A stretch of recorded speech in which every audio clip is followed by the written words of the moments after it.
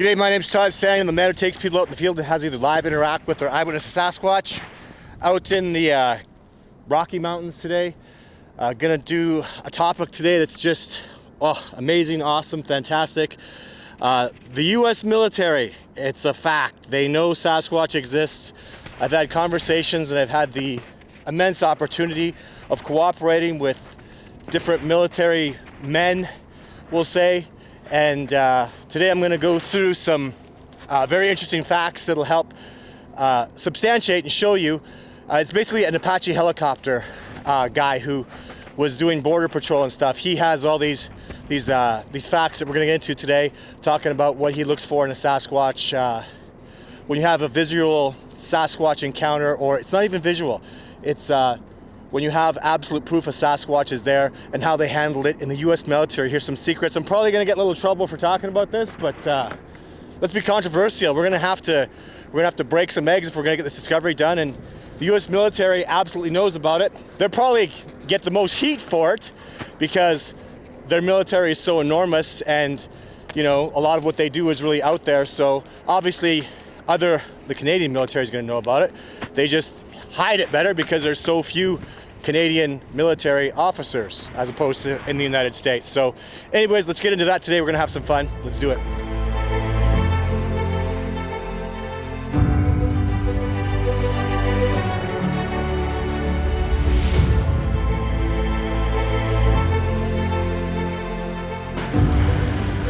For the past 10 years, I've been conducting expeditions, documenting chronicles, and interviewing people pertaining to the subject of Sasquatch.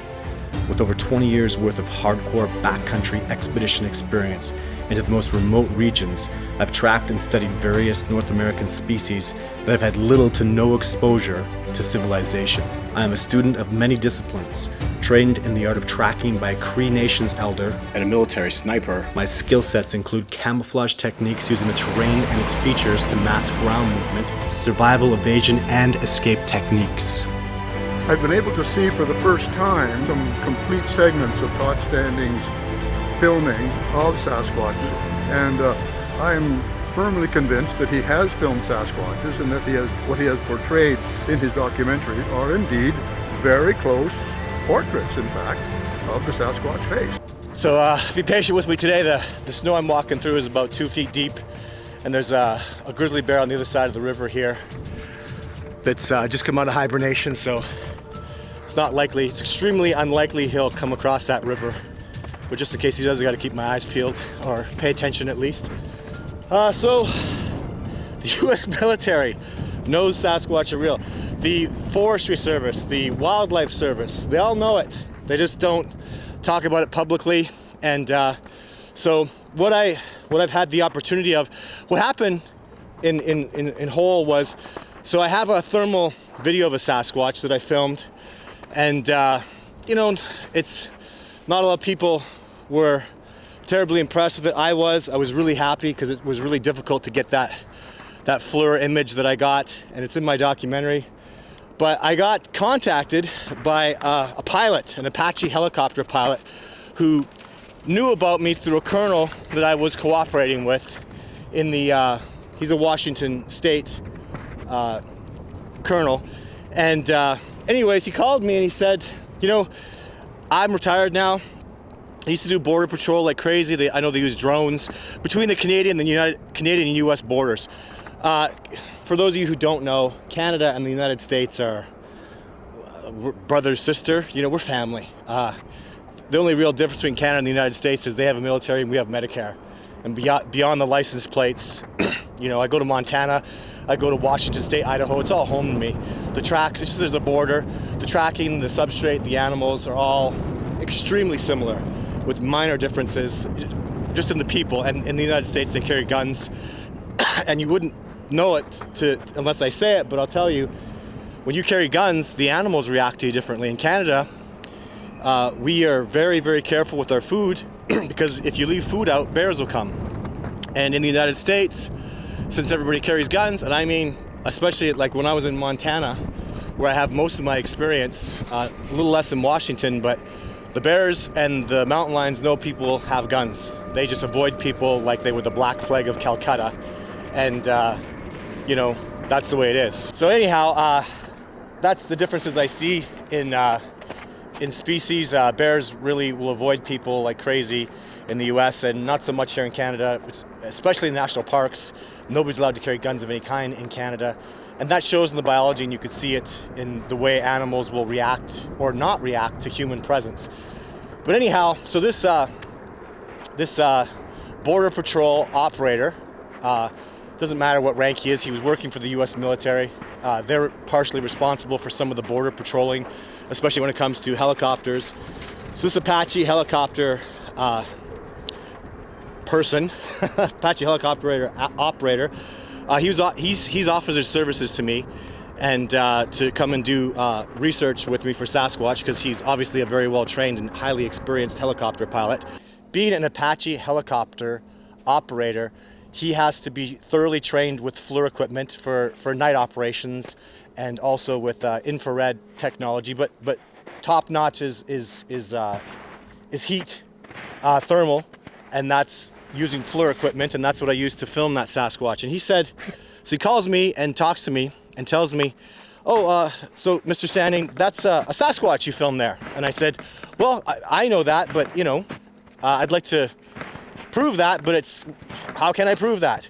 And he goes, oh, well, you have 3 of the 4 things, and 2 substantiate Sasquatch. And I went, what are you talking about? So he explains to me the 4 different things as they're flying over in a helicopter or in a drone, they look for to know that it's a Sasquatch. And we're gonna go through that today.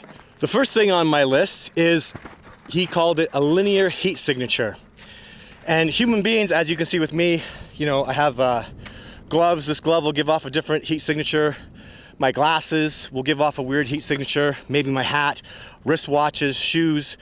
If you see a linear heat signature with, you know, the individual likely doesn't have clothes on, and anyways, with the specific thermal cameras that he uses, that's one of the things I look for. No wristwatches, no shoes, just one significant heat signature all the way through. And with the Sasquatch that you see in my movie, he's injured his arm, so he looks at his arm and he sort of checks it out like that, and you can see the arm is naked, the chest is naked. It's one linear heat signature, no glasses on the head, that kind of thing. So that's one substantiating parameter. Number 2 parameter is highly specialized movement or exceptional physical abilities. So when a Sasquatch moves, they move in a different way. They move leaning forward, which is a little bit significant. They walk a little bit different. But if you see a biped that's in the shape of a potential human, and it's moving at really high velocities, and it's moving in a different manner, or just even faster than a human being can move,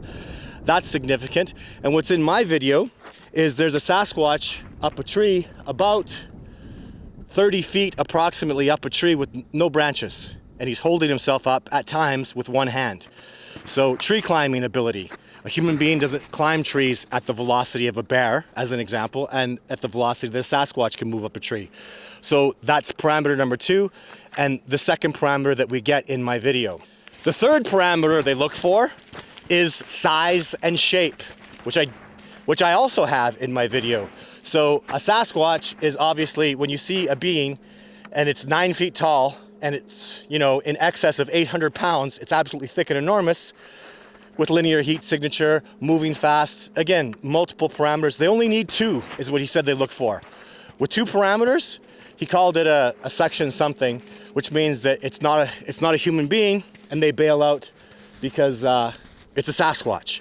He didn't really talk about that, and in his with his supervisors and the rest of the people that he worked with, his higher ups, they never said Sasquatch.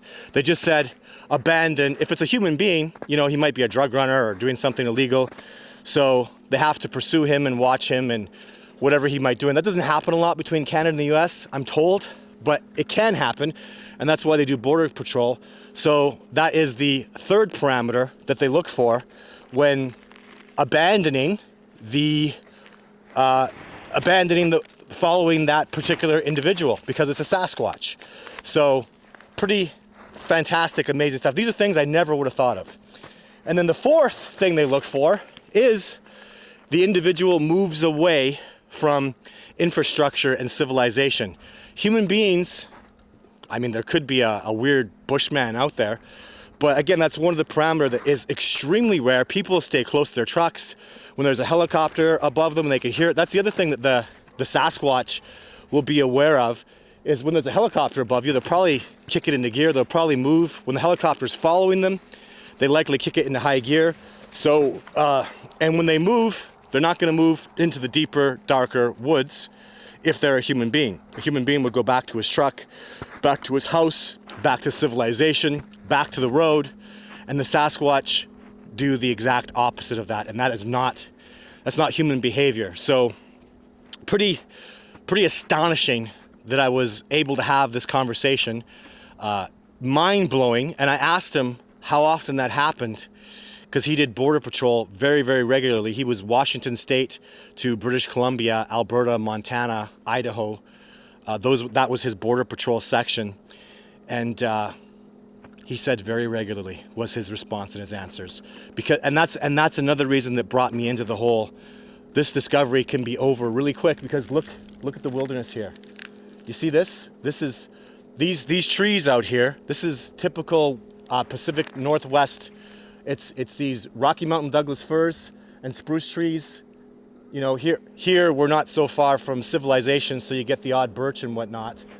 But in the wilderness, this doesn't hide your heat signature, ever. You could go hide under that tree, and your heat signature is going to shine through with those new FLIR cameras and that new FLIR technology. You have nowhere to go. He could literally run down a Sasquatch. So has he ever done that? No, he was border patrol. He had no experience with that. He had no knowledge of that. However, the colonel that I cooperate with and spoke to has significant knowledge of that and has told me some pretty amazing, fantastic stories.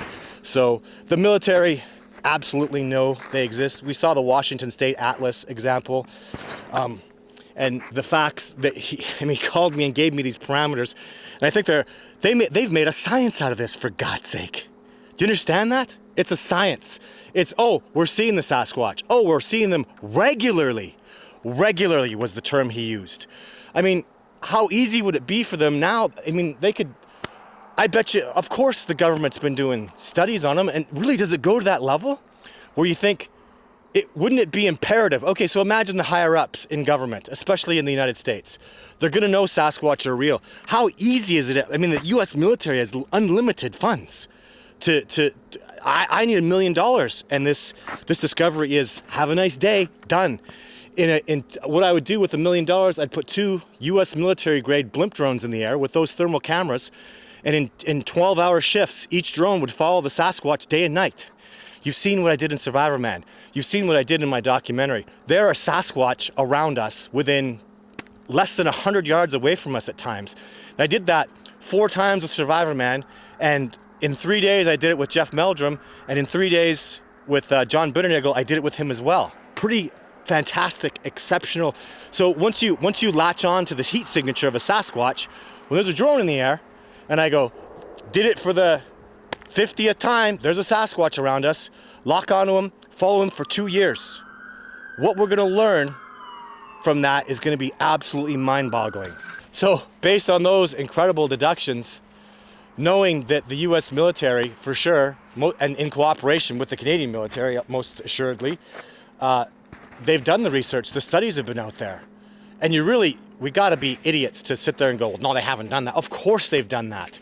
Of course they know about it. Follow the money. If they're a sentient species like I know they are, like people that know Sasquatch are real, even people that are out there thinking, well, the possibility of them exists. Of course, if they exist, let's get to that part for a second. Of course they're gonna have done studies. Of course they're gonna have specimens. And then when you realize their exceptional abilities, the extrasensory perception, heightened ESP abilities that I'm very convinced, absolutely certain that they have, their physical abilities, the fact that they may very well be the same species. In fact, that is not true. They are the same species. There are subspecies like brown bears and grizzly bears. Same species, just surviving in different mannerisms and different habitats. This is a fact based on the confirmed DNA that we have. Have a good day. Genetic paperwork that I've seen, that has been shown to me, that's been analyzed by colleagues of mine that have the knowledge to understand and deduce genetic paperwork. The Sasquatch have bred with human beings on, 19 different times and successfully produced viable offspring. It's happened. It's done. The research is out there. To be in denial of this subject at this point, when you just go through the evidence, and for God's sake, if you don't believe that the Patterson footage is real, you don't believe my footage is real, you don't really believe that I'm really doing this, don't take my word for it. Come out with me and I'll show you a Sasquatch. There's a catchphrase from Todd Standing, right? So they are real. This is happening. And leaving it to governments, who wants it? That's why it's it's in the Constitution of the United States, to the right to bear arms, because you better not damn well believe in your government too much, because they have a tendency to be awfully corrupt at times. You know what I mean? So do you want this discovery in their hands? Do you want it all being about the logging companies and the oil companies and the mineral companies that are making a bloody fortune? They're billionaires, filthy, stinking rich, and they're going to lose a significant amount of money if there's a sentient species, if there's a sentient humanoid species out there that's indigenous, they have land rights.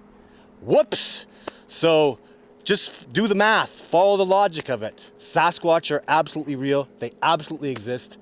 And this is where we're at with it. So really, to me, in my mind, knowing that thermal image has been substantiated, and of course, the U.S. military, no government is recognizing the existence of Sasquatch, which really pisses me and a lot of people off. It's very upsetting. But, and again, because of the corruption and because of the, it just lies. And another reason that a lot of people say, well, Sasquatch should not be acknowledged because it'll do more damage.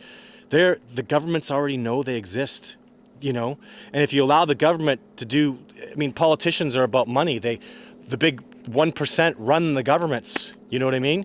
And allowing them that just give a shit about money of course they're going to go in and annihilate a group of Sasquatch because they're getting too close to people. Of course this kind of crap is going to go on.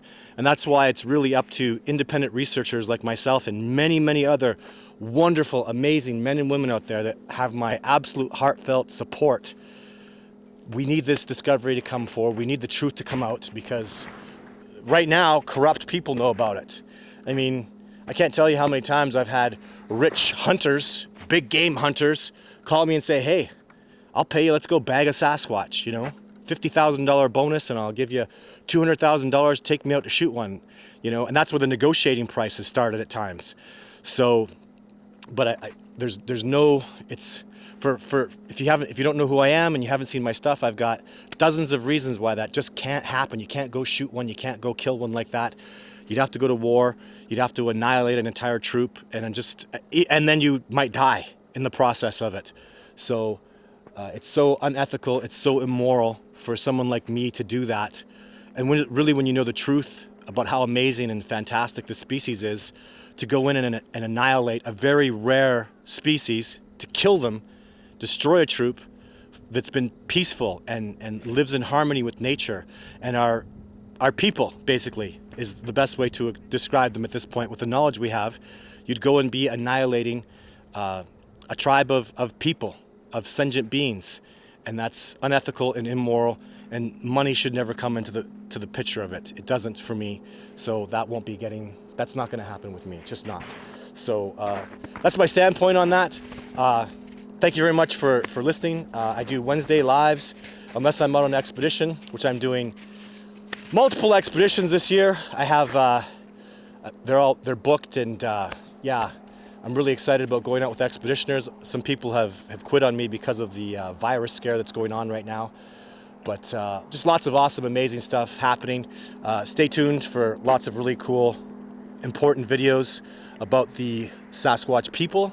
I kind of like calling them that. It kind of feels nice to call them the Sasquatch people. But Sasquatch, Bigfoot, they're absolutely real. And my team and I and hundreds of other researchers all across North America, most assuredly, into Australia and into other continents, are out to prove the species exists, because they do exist, and it is an absolute truth. So heartfelt thank you to all the men and women that are out there pushing to make this discovery happen on their own time with their own dollar. It's a thankless thing to do, and I'm very grateful for everybody who's put all the time and effort into this I'll see you soon.